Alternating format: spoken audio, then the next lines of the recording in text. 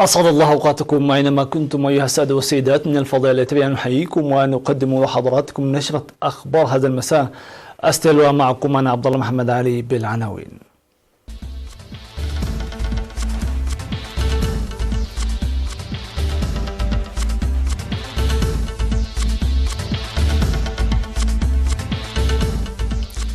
نسبة التطعيم ضد السحائي تتجاوز أكثر من 96%.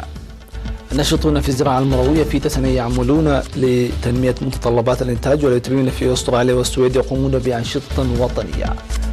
إيران وأمريكا تتراجعان عن الحفة لكن تهديدات جديدة تظهر. بوتين وأردوغان يدعوان لوقف إطلاق النار في ليبيا. بكين تستعد لتوقيع اتفاق المرحلة الأولى مع واشنطن. أهلا بكم. التفاصيل. أثمرت حملات التطعيم الجارية في إقليم عنسبة ضد مرض السحائي بنسبة 96.4% بفضل مساهمة المواطنين الواعية والتنسيق الجيد مع الجهات الشريكة وتفاني المهنيين الصحيين، مما جاءت النسبة أكثر من التوقعات.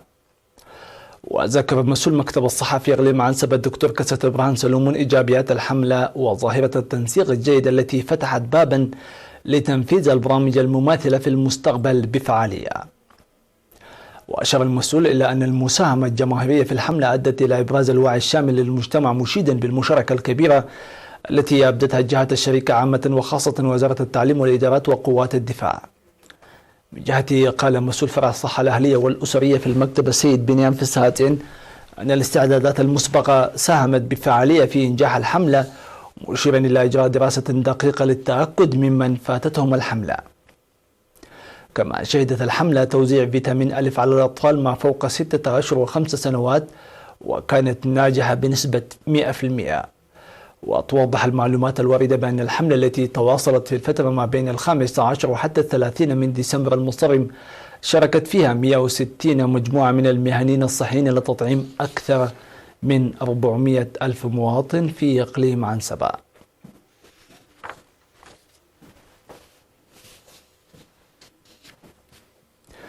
ذكر مسؤول مكتب الزراعة في مديرية تسنية السيد برهان أسملاش بأن المزارعين الناشطين في الزراعة المروية على ضفاف وادي القاش يعملون لتنمية وتأمين متطلبات الإنتاج كما ونوعا. وذكر السيد برهان بأن 173 مزارعا يعملون مؤطرين في جمعية، مما أدى إلى تسجيل تقدم مضطرد. وأشار السيد برهان إلى إنتاج المزارعين أنواع مختلفة من الخضر والفاكهة، لأن غالبية الإنتاج هي من البصل والموز، مؤكدا أن الجهود الحثيثة المبذولة لتركيز المزارعين على زراعة الطاف والقمح في المواسم المناسبة حققت نتائج إيجابية. من جهته أوضح مسؤول تنمية البذور في المكتب السيد عند مريم أملسوم عن تنمية 1600 هكتار بالزراعة المروية في المديرية، حيث تم حصاد 88 ألف كنتال من الخضروات و25 كنتال من الفواكه.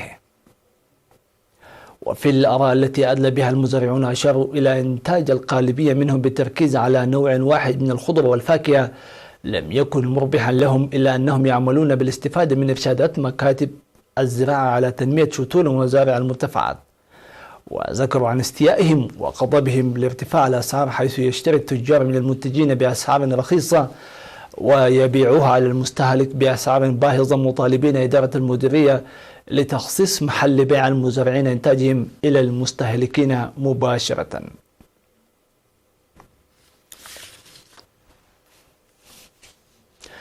قيم مكتب وزارة العمل والرعاية الاجتماعية في إقليم جنوب البحر الأحمر أن برنامج مساعدة الأسر المحتاجة كان له دور إيجابي في الحياة المعيشية للأسرة. وأوضح مدير المكتب بالإنابة السيد يوسف السهيف في التقرير الذي قدمه بشأن الرعاية الاجتماعية وفرص العمل والضمان الاجتماعي تأهيل 64 أسرة محتاجة بالماشية بمبلغ أكثر من نصف مليون نقفة، وتقديم اللوازم الدراسية ل 400 طالب محتاج لتشجيعهم للمواصلة في التعليم. وأشار التقرير إلى القيام بأنشطة توعوية بالتعاون مع شركاء لمكافحة العادات الضبطة توعوية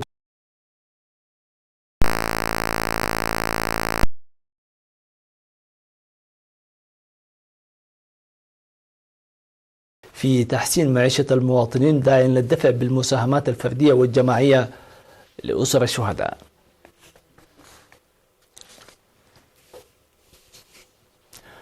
نظم الإريتريون المقيمون في أستراليا مهرجانهم السنوي العشرين، والإريتريون في السويد ينظمون برنامج التحدي.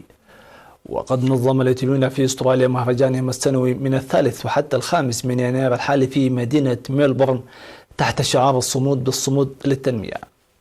وقال قنصل إريتريا في أستراليا السيد محاريتا خستيف في المهرجان الذي شارك فيه الإريتريون في أستراليا ونيوزيلندا أن إريتريا شاهدت في عام 2019 أعمال مهدت الأرضية لقفزة جديدة في مختلف المجالات، وقد انطلقت الأعمال هذه السنة لتحقيق الازدهار بالجهد المضاعف. وأوضح أن ضمان النماء في البلاد يأتي باستقرار وسلام الجوار والمنطقة، وتقوم الحكومة الإريترية بإقامة العلاقات الإقليمية والدولية بجهود حثيثة مع الكثير من الدول والمؤسسات من أجل المصلحة المشتركة. وتضمن المهرجان الذي تواصل ل3 أيام معرضا للصور وعروضا للأزياء الشعبية من الشباب تعكس القوميات، وعرضا فنيا يوضح تاريخ النضال والدفاع عن السيادة. في غضون ذلك نظم الإريتريون في السويد برنامج التصدي في 4 من يناير بمدينة ستوكهولم، والذي يتضمن عرضا فنيا موسيقيا.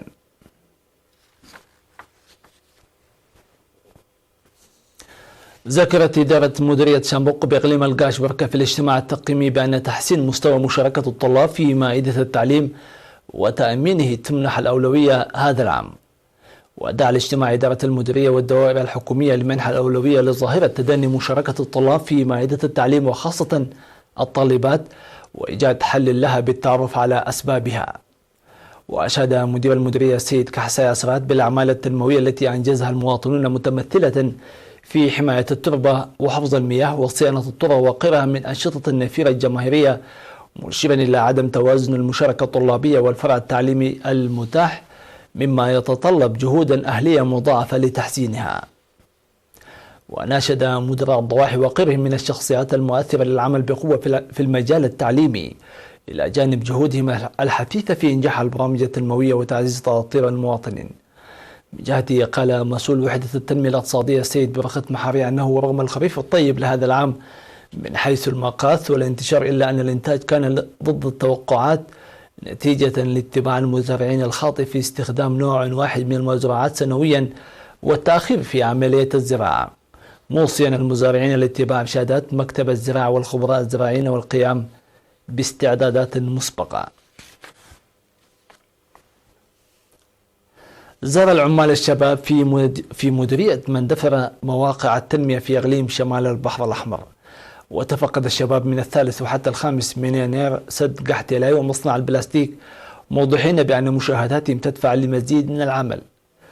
وأوضح مدير مديرية مندفر السيد هزكياس وهبت لوكالة الأنباء الإريترية أن الزيارات الجماعية تمكن الشباب من التعرف على الوجهة المستقبلية لبلدهم، موربا عن ثقته لاكتساب الشباب لكثير من التجارب من الزيارة والقيام بعمل مضاعف. سيداتي سادتي إلى فاصل ومن ثم نوافيكم بالأنباء العالمية، فتفضلوا بالبقاء معنا.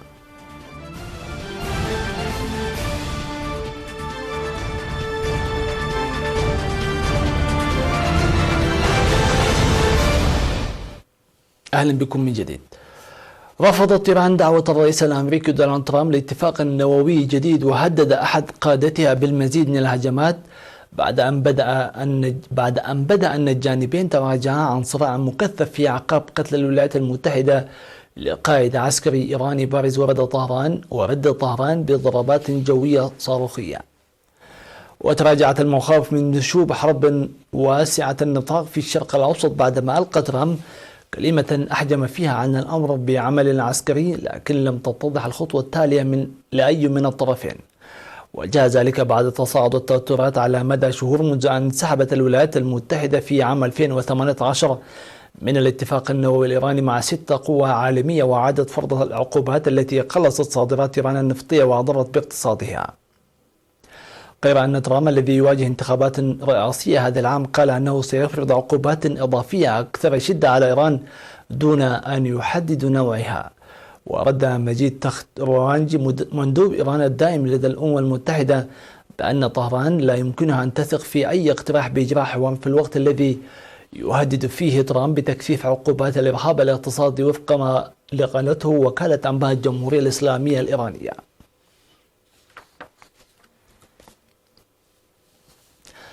توصلت كل من روسيا وتركيا إلى موقف مشترك بشأن التسوية الليبية، حيث تم الاتفاق على هدنة لوقف إطلاق النار بين الفرقاء الليبيين ابتداء من ليلة 12 من يناير.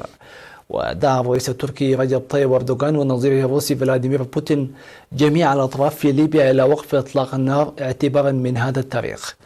وقال الجانبان في بيان مشترك عقب اجتماع بين أردوغان وبوتين أنهما يحثان جميع الأطراف في ليبيا على إعلان وقف دائم لإطلاق النار مدعوما بالإجراءات اللازمة التي يتعين اتخاذها من أجل سلامة الوضع على الأرض وعودة حياة الناس اليومية في طرابلس وغيرها من المدن إلى طبيعتها. ودعا البيان جميع الأطراف الليبية إلى التفاوض من أجل إرساء السلام. وخلال مراسم افتتاح مشروع السيل التركي الذي سينقل الغاز الروسي إلى أوروبا عبر تركيا، قال أردوغان أن بلاده لا تريد أن تتحول منطقة الخليج والعراق وسوريا ولبنان إلى ساحة حروب بالوكالة. وكان الرئيس التركي قد أعلن أن طليعة القوات التركية بدأت تصل إلى ليبيا بعدما أجاز البرلمان التركي إرسال قوات لدعم حكومة الوفاق الوطني المعترف بها دوليا في العاصمة طرابلس. قالت وزارة التجارة أن نائب رئيس الوزراء الصيني ليو خيه رئيس فريق التفاوض في المحادثات التجارية بين واشنطن وبكين سيوقع اتفاق المرحلة الأولى في واشنطن الأسبوع المقبل. وقال المتحدث باسم وزارة التجارة أن ليو سيزور واشنطن في الفترة من 13 إلى 15 من يناير. وأبلغ الصحفيين في مؤتمر صحفي دوري أن فريقي التفاوض من الجانبين ما زال على اتصال وثيق بشأن ترتيبات محددة للتوقيع. ومن المتوقع أن يؤدي اتفاق المرحلة واحدة الذي تم التوصل إليه الشهر الماضي إلى خفض للرسوم الجمركية وزيادة مشتريات الصين من المنتجات الزراعية والصناعية والطاقة من الولايات المتحدة، بينما سيعالج بعض النزاعات بشأن حقوق الملكية الفكرية.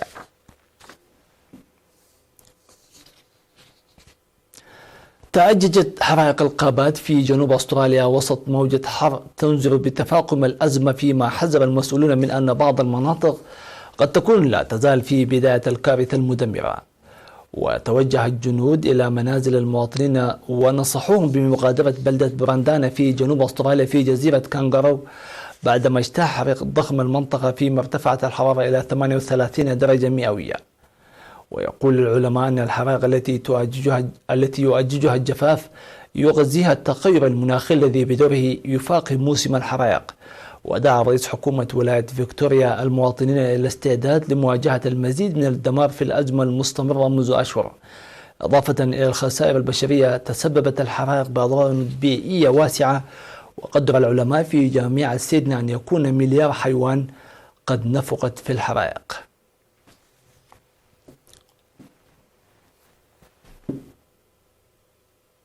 وصلنا إلى نقطة الختام، ودمتم في أمان الله وحفظه.